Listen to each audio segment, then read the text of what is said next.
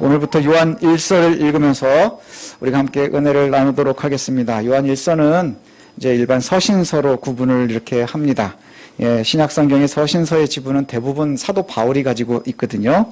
바울 서신은 당시에 이 서신서, 그러니까 편지글의 형식을 아주 전형적인 형식을 가지고 있습니다. 그래서 편지를 쓰는 사람과 받는 사람이 잘 나타나고요. 또 인사로 시작을 하고 마지막에 안부를 묻고 또 그 안에 본인이 하고 싶어하는 이야기들을 내용을 이렇게 적습니다. 그런데 요한 서신은 요한 1서뿐 아니라 2서나 3서 이렇게는 저자가 누구인지가 정확하게 나오지 않습니다. 또 인사로 시작하지도 않습니다. 그래서 요한 1서, 또 2서, 3서, 요한 서신들은 그냥 단순한 편지라고 보기보다는 오히려 시적인 표현이 많은 설교문으로 이렇게 우리들이 이해하는 것이 좋겠습니다. 그래서 요한의 설교를 우리가 읽는다, 이렇게 접근을 하면 훨씬 더 은혜가 될 수 있을 것 같습니다. 요한은 이제 가까이로는 자신이 목회하고 있었던 에베소 교회와 또 다 나아가서는 초대교회의 모든 성도들에게 아주 광범위하게 설교를 하고 있습니다. 그래서 처음에 시작할 때 보면 누구에게 하는지 나오지가 않거든요. 그냥 바로 얘기하고요. 그 다음에 내 자녀들아, 또 우리는 뭐 이런 표현들을 많이 씁니다. 그런데 이 설교를 하게 된 이유가 뭐냐 하면 초기 영주주의가 교회 안에 들어와서 이단으로 활동을 하기 시작했다고 하는 것이죠. 영주주의라고 하는 것, 동방종교, 동방의 신비종교하고 헬라 철학이 합쳐져서 그것이 교회로 들어와서 교회의 복음과 믹스가 되는 겁니다. 아주 이단들의 전형적인 특징이지요. 오늘 말씀을 이렇게 보면서 한국 교회에도 이단이 참 차고 넘치거든요. 아주 세계적으로 유명하다고도 할 수 있습니다. 또 저희 은사이신 그 교수님이 영상으로 강의한 것을 제가 보니까 또 뭐 그 교수님은 한국교회 4분의 1은 이단이다, 이렇게까지도 말씀을 하세요. 그 근거가 어딘지는 제가 정확하게 모르겠는데 4분의 1이다. 굉장히 두려운 말씀 아닙니까? 그러니까 기성에 있는 많은 교회 성도들도 본인도 모르는 사이에 이단의 말씀이 훨씬 더 나에게 익숙해지고 그 다음에 잘못된 말씀이 내게 더 숙련되어져 있는 것일 수 있다고 하는 것이죠. 오늘 영지주의가 초대교회에 굉장히 큰 문제가 있었다, 이렇게 이야기를 합니다. 그래서 우리가 요한일서를 살피면서 가짜와 진짜를 구분할 줄 아는 지혜를 좀 가질 수 있었으면 좋겠습니다. 영지주의를 향해서 요한은 뭐라고 얘기하느냐 하면 거짓말하는 이단이다, 이렇게 얘기를 합니다. 거짓말하는 이단이다. 빛대신 하나님과 사귄다고 하면서도 여전히 어둠에서 행하는 자들이다. 그리고 스스로 죄가 없다 하는 사람들이다, 이렇게 이야기를 합니다. 우리가 조심해서 읽어야 될 것이 뭐냐 하면 저와 여러분들이 죄하면 보통 신학적으로 원죄와 자범죄를 이야기하죠. 원죄는 우리가 인간의 존재 자체가 가지고 있는, 그래서 그것은 예수 그리스도를 믿음으로 인해서 우리가 모든 것이 다 해결이 되었지요. 자범죄는 뭐죠? 우리가 손으로, 입으로 우리가 살아가면서 짓는 죄입니다. 이것도 예수 그리스도께서 용서하셨습니다. 그런데 거기에는요, 한 가지 조건이 들어갑니다. 뭐냐 하면 하나님 앞에 끊임없이 자백하는 회개라는 것이죠. 회개는 뭐가 저 선행이 되느냐? 먼저 내가 뭘 잘못했는지 알아야 되고, 그 다음에 잘못했다라고 얘기해야 되고, 그 다음에 내 삶이 바뀌는 것까지가 회개의 모습입니다. 근데 여기에 보면 오늘 요한서에서, 요한일서에서 얘기하는 이 죄는 뭐냐 하면 자범죄를 얘기합니다. 자범죄. 그걸 우리가 염두에다 두고 말씀을 나눴으면 좋겠습니다. 그래서 그들이 스스로 죄 없다, 이렇게 말하거든요. 이들은 어떤 사람들이냐 하면 영지주의자들을 간단하게 제가 설명을 드리면 하나님과 물질을 극단적으로 둘로 나누는 이원론자들입니다. 이들은 그리스도의 성육신과 그 다음에 양성을 갖다가 거절을 해요. 그래서 그리스도의 신성은 인정하지만 인성은 부정하는 사람들입니다. 그리고 이들이 그런 예수에 대한 생각이 틀렸기 때문에 아주 기독론적으로 문제가 큰 것이죠. 영지주의자들의 주장에 의하면 인간 예수는 그냥 단순한 존재입니다. 인간입니다. 그런데 그리스도가 인간으로 온다? 그건 말이 되지 않는다는 것이죠. 아주 극단적으로 나뉘어져 있는 거예요. 둘이 합쳐질 수 없다, 이렇게 보는 것입니다. 그래서 그들은 예수라는 인간에게 그리스도가 잠깐 임했다가 그리고 고난받을 수 없어요, 하나님은. 그래서 십자가에 달려 죽기 직전에, 달리기 전에 떠나셨다, 이렇게 얘기를 합니다. 그래서 이들의 의견을 따른다면 그리스도가 인간 예수일 수 없다 하는 것이죠. 이들에게 그리스도는 영적인 지혜입니다. 그래서 당시의 영지주의자를 그노시스, 영적인 지혜론자들 이렇게 이야기하는데 그리스도의 존재는 어떤 존재냐? 그런 하나님으로부터 영적인 지혜를 얻어서 사람들에게 전파하는, 전해주는 그런 존재예요. 그러니 이렇게 믿고 그런 믿음을 갖다 어떻게 생각하느냐? 지식화하는 거예요. 그래서 이 지식을 잘 알아서 깨달으면 그것이 구원이다. 이렇게 이야기하는 사람들입니다. 그래서 이들은 그리스도이신 예수를 부인하고 믿음을 지식화하려고 하고 또 그래서 이들은 영적인 지혜를 구원의 수단으로 알고 있는 거예요. 잘 알면 내가 구원받는 것이다. 그래서 그 결과 영적인 지혜를 가진 사람들은 구원받은 사람들은 더 이상 하급인 육체의 지배를 받지 않는다는 거예요. 육체의 지배를 받지 않습니다. 그래서 구원을 육체가 뺏어갈 수 없다는 것이죠. 그러니 내 육체가 행하는 모든 것은 나의 구원에 아무런 영향도 미치지 못한다 하는 겁니다. 그래서 육체를 가지고 저지른 범죄에 대해서는 아무 문제 삼지 않는 것, 이것을 갖다가 영지주의라고 합니다. 요즘에 이와 비슷한 이단이 있는데 그게 바로 구원파입니다. 구원파 많이 들어보셨죠? 세월호 때부터 이제 아주 노출이 많이 됐는데 구원파가 이렇게 얘기를 합니다. 진리는 언제냐? 진리가 뭐냐? 구원받는 게 뭐냐? 그럼 진리를 깨닫는 겁니다. 진리를 깨닫는 것이 구원이라고 해요. 그래서 그 사람들은요, 정확하게 자기의 구원받은 날을 시간까지도 인지하고 외웁니다. 그래서 자기를 소개할 때 이렇게 소개해요. 몇 년도 몇 월 며칠 날 몇 시 몇 분에 구원받은 누구입니다. 이렇게 얘기를 해요. 그것이 왜 그러냐? 자기가 깨달아진 그 순간이 구원받은 시간이기 때문입니다. 그리고 그들은 더 이상 예수 그리스도를 통해서 과거의 죄, 현재의 죄, 미래의 죄가 다 용서받았으니 우리는 더 이상 회개할 필요가 없다. 만약에 네가 회개를 한다면 기성 성도들처럼 너희가 만약에 회개한다면 너희는 믿음 없는 거야. 이렇게 얘기를 해요. 이것이 영지주의와 구원파의 가르침입니다. 오늘 본문에 들어가기 전에 우리가 먼저 두 군데를 제가 읽어드릴 텐데 먼저 창세기 1장 1절부터 3절까지입니다. 태초에 하나님이 천지를 창조하시니라 땅이 혼돈하고 공허하며 흑암이 깊음 위에 있고 하나님의 영은 수면 위에 운행하시니라 하나님이 이르시되 빛이 있으라 하시니 빛이 있었고 이렇게 시작을 합니다. 창세기는 세상의 시작이 어떻게 되었는지를 갖다가 우리에게 말씀하고 있습니다. 태초에 하나님이 천지를 창조하셨다 이렇게 말씀하시죠. 그래서 우리가 믿는 하나님은 창조주 하나님이십니다. 그리고 그 창조주 하나님이 빛이 있으라 말씀하시는 이르시되 그래서 우리가 뭐라고 얘기하죠? 하나님께서 말씀으로 세상을 창조하셨다 이렇게 얘기합니다. 이 이야기는 어디로 이어지느냐 하면 요한복음으로 이어집니다. 그래서 요한복음 1장 1절부터 4절까지를 보면 태초에 말씀이 계시니라 이 말씀이 하나님과 함께 계셨으니 이 말씀은 곧 하나님이시니라. 그가 태초에 하나님과 함께 계셨고 만물이 그로 말미암아 지은 바 되었으니 지은 것이 하나도 그가 없이는 된 것이 없느니라. 그 안에 생명이 있었으니 이 생명은 사람들의 빛이라 이렇게 말씀해요. 그래서 태초에 하나님이 천지를 창조하셨고 말씀으로 창조하셨는데 그 말씀이 하나님과 함께 계셨고 그 말씀이 이 땅에 오셨어요. 그리고 그분이 누구라는 거예요? 예수 그리스도시라는 것이죠. 그리고 그분으로 말미암아 우리가 구원에 이르는 겁니다. 왜냐? 하나님은 빛이시기 때문입니다. 그리고 그 빛 대신 그리스도께서 우리를 위해서 이 땅에 오셨다는 것이죠. 이제 요한일서 본문으로 가면 이렇게 시작을 합니다. 태초부터 있는 생명의 말씀에 관하여는 이게 지금까지 말씀한 거예요. 창세기와 요한복음 얘기하는 태초부터 있는 생명의 말씀에 관하여는 그리고 나서 뒤에 나오는 얘기가 뭐냐? 우리가 들은 바요 눈으로 본 바요 자세히 보고 우리의 손으로 만진 바라 이렇게 얘기합니다. 태초부터 있었던 생명의 말씀을 우리가 듣고 보고 만졌다 이렇게 증언을 합니다. 이 생명이 나타났는데 이 생명이 영원한 생명인데 그런데 그 생명이 아버지와 함께 계시다가 우리에게 오셨습니다. 그게 바로 예수 그리스도시라는 것이죠. 그런데 이 예수 그리스도 태초부터 말씀으로 계셨던 이 예수 그리스도를 어떻게 했다는 거예요? 우리가 보고 듣고 자세히 보고 만졌다 이렇게 얘기를 합니다. 요한이 왜 내가라고 얘기하지 않았을까요? 내가 아니고요. 우리가라고 얘기를 해요. 우리가 보았다.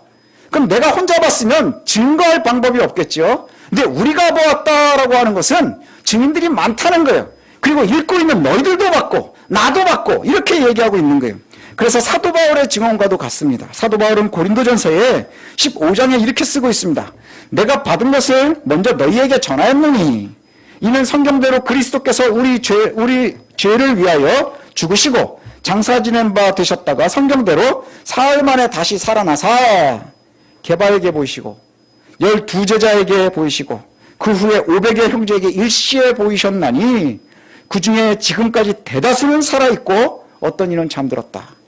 그러면 많은 사람들이 예수를 직접 봤었던 사람들이 그때까지도 살아있었고 증인으로 서 있었다는 것이죠. 초대교회 성도들로 각각에 흩어져 있어서 교회들마다 예수를 만났었던 사람들이, 부활하신 예수를 본 사람들이 있다는 것이지요. 그리고 나서는 그 후에 야고보에게도 보이시고 그 후에 모든 사도에게와 맨 마지막에 만삭되지 못한 나에게도 보이셨느니라.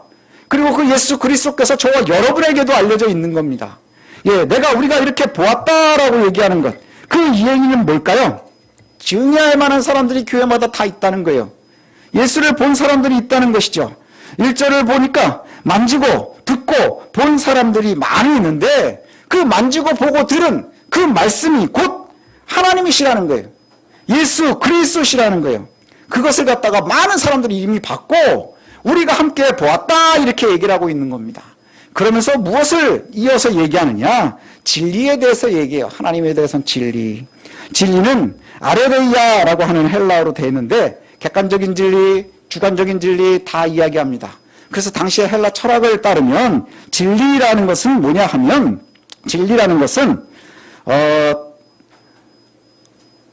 복음, 주관적으로는 우리가 받은 복음, 그 다음에 객관적으로는 진리라는 뜻의 복음, 이것을 이야기합니다.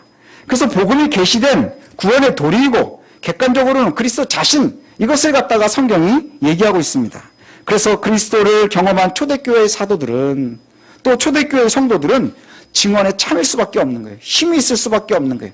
그래서 동일하게 얘기하는 게 뭡니까? 요한도 내가 복음을 너희에게 전함은, 소식을 전함은, 그 다음에 바울도 내가 받은 바를 전하는 것은, 왜 그럴까요? 내가 가진 것이 너무너무 좋으면 나만 가지고 있지 못하는 거예요. 내가 사랑하는 사람들, 내 주변에 있는 사람들이 다 알아서 함께 누렸으면 하는 것이죠. 만약에 그 좋은 것을 혼자서 움켜쥐고 혼자만 누리고 있다면 그건 나쁜 사람인 거죠. 아주 나쁜 사람인 거죠. 요한을 포함한 우리는 예수 그리스도를 경험한 사람들은 전할 수밖에 없는 겁니다. 그래서 우리가 전도하고 한다는 것이죠.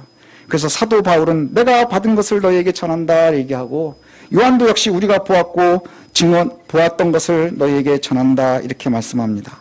그 이유가 뭘까요? 좋은 것인데 뭐가 그렇게 좋을까요? 4절의 말씀을 보면 구원이 참된 기쁨이 되기 때문입니다. 구원을 참 안다면 참된 기쁨이 되기 때문입니다. 그 참된 기쁨이라는 것, 우리가 더 자세히 들어가 보면 예수 그리스도를 이야기하는 거예요. 예수 그리스도 때문에 우리가 구원받았음을 이야기하는 것입니다. 또 내용을 보면 이렇게 얘기합니다. 요한이 전하는 하나님이 어떤 분이냐? 그럼 하나님은 빛이시니라 이렇게 얘기를 해요. 빛이시니라. 빛이시다 하는 것은 뭘 얘기할까요? 어둠이 전혀 없는 분이시다. 그리고 우리가 예수를 알고 또 한다는 것은 뭘 얘기하는 거라 했어요? 하나님과 사귀는 것이다 이렇게 본문이 얘기합니다. 하나님과 사귄다 하면서 하나님과 여전히 사귄다 얘기를 하는데, 빛 대신 하나님과 사귀면서 아직도 어둠 속을 행하고 있다면 하나님과 사귄다고 하는 그 말은 거짓말이라는 거예요. 진리를 행하지 않는 사람들이라는 거예요. 요한은 이렇게 분명하게 선포합니다. 하나님과 사귐이 있다 하며 여전히 어둠 속에 행하면 그는 가짜입니다. 그는 가짜입니다. 왜냐하면 하나님은 빛이시기 때문에 하나님과 사귐이 있는 사람들은, 즉 구원을 받은 성도들은 빛 가운데 행해야 합니다. 그리고 빛 가운데 있다는 것은 뭘까요? 나의 흠과 때가 잘 드러난다는 거예요. 드러날 수밖에 없다는 것이죠. 어둠에 있으면 그냥 무시해도 될 만한, 눈에 띄지도 않을 만한 그런 죄까지도 빛 가운데 있을 때에는 잘 드러난다는 거예요. 잘 드러나고 오히려 빛 때문에 더 선명하게 나타나게 될 것이라는 거죠.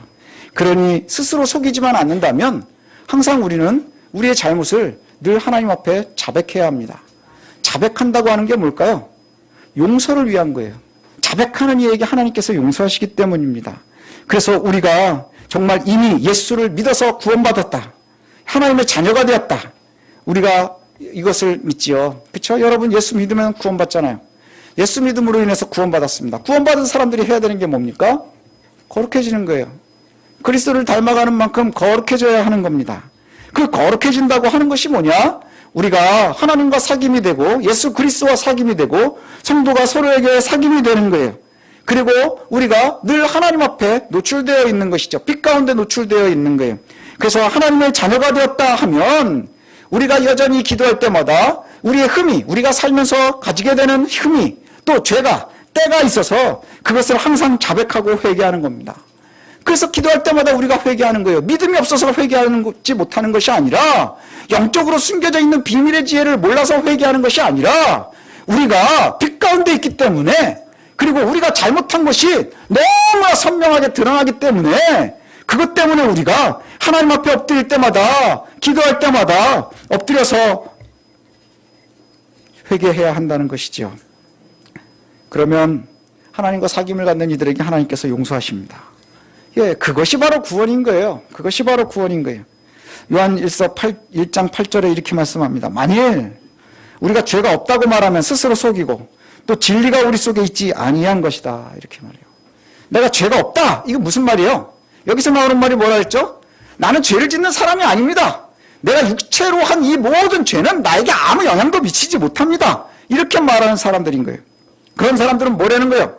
야, 네가 죄가 없다고? 우리가 다 압니다, 스스로. 내가 얼마나 범죄하는 사람인지. 제가 여기서 목사인 척하고 이러고 있지만 저도 나쁜 마음 많이 가지고 있고요. 미워하는 사람들도 많고요. 순간순간 손해볼 것 같으면 막 잔머리 굴리기도 하고요. 우리가 얼마나 범죄 앞에 연약한 자들인지 몰라요. 그것을 끊임없이 하나님 앞에 자복하면서 하나님, 내가 거기에서 벗어나기를 원합니다. 빛이신 하나님처럼 내가 살아가기를 원합니다. 이것이 구원받은 백성들이 살아가야 되는 모습인 거예요. 그리고 그것을 향해서 우리가 끊임없이 나아가는 것이 성도들의 믿음이 자라는 것이고 거룩해져 가는 것입니다. 그런데 우리가 죄가 없다. 내가 행하는 행함이 나를 진리에서부터 떠나지 못하게 하고 나를 구원에서부터 탈락시키지 못한다. 이건 다 거짓말쟁이라는 거예요. 예, 그 속에 스스로 거짓말하는 거고 진리가 없는 자들이라는 것이죠. 죄라는 것이 뭘까? 그러면 하말티아라고 하는 단어가 있는데요. 표적에서 벗어났다, 표적에서 엇나갔다 이런 뜻입니다. 그럼 이 표적을 뭐라고 이해를 하면 될까요? 표적에서 어긋났다. 그게 바로 죄라는데 헬라 철학자들은 뭐라고 얘기하느냐? 그러면 지혜로부터 벗어났다 이런 뜻이요. 지혜로부터 벗어났다. 이해하지 못하고 헤매는 것. 이걸 갖다 죄라고 이해했어요. 하말티아를 갖다가 그렇게 이해했습니다. 그럼 뭐가 죄예요?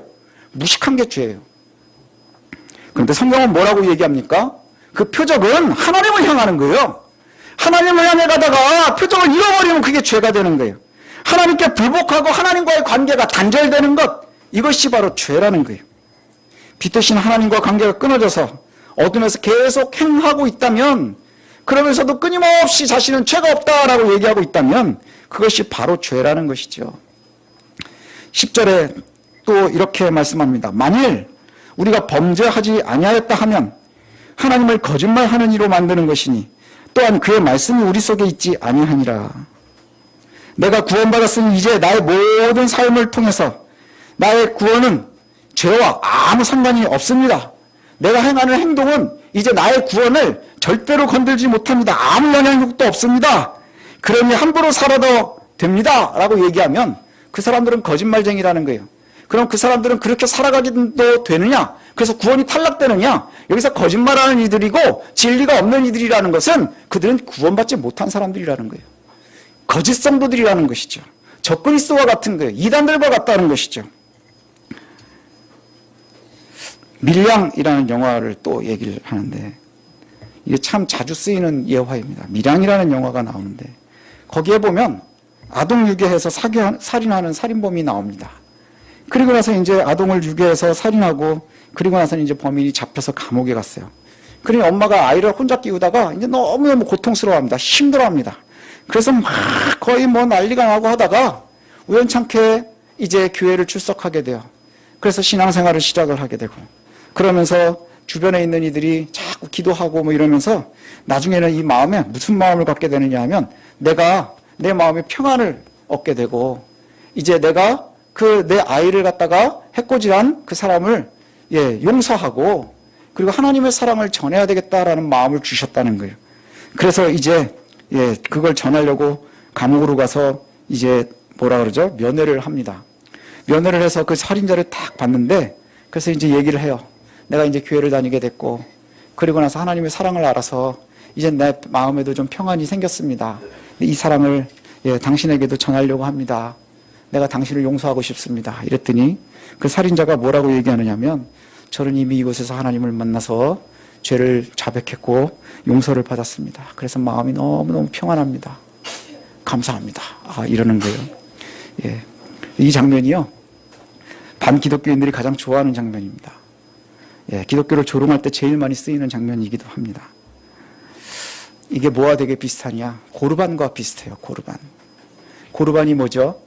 자기 재산을 갖다가 다 이건 하나님께 드림받은 겁니다 라고 그냥 선언하는 거예요. 입으로만 선언하는 거예요.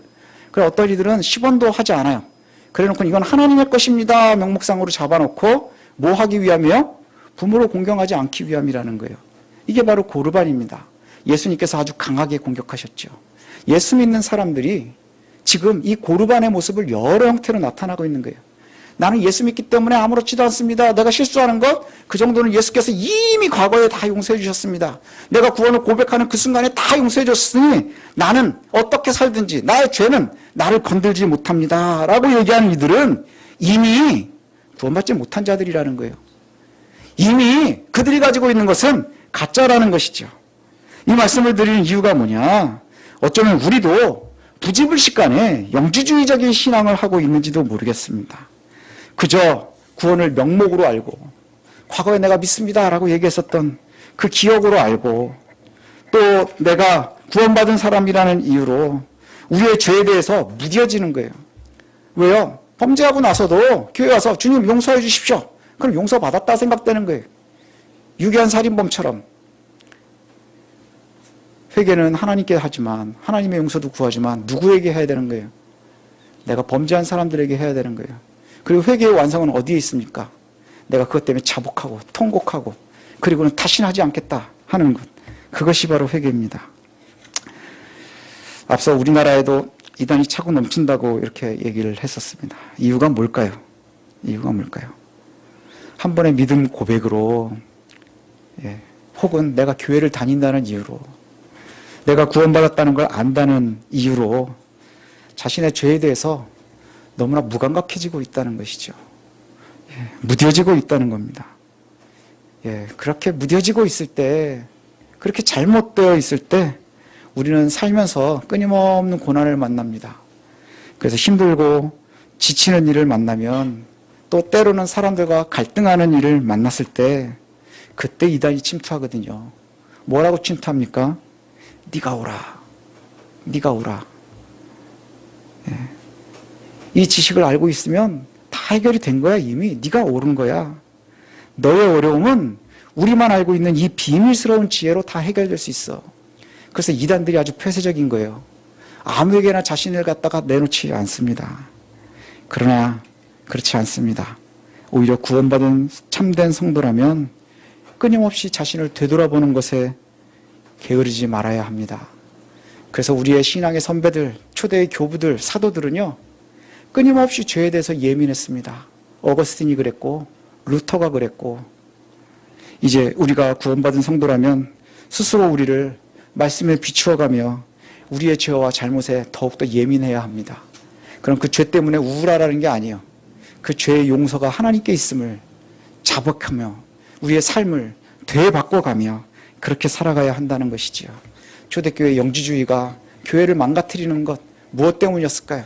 예수를 그렇게 잘 믿고 그렇게 뜨거운데 세상에서 범죄하는 곳에서는 빠지지 않는 거예요.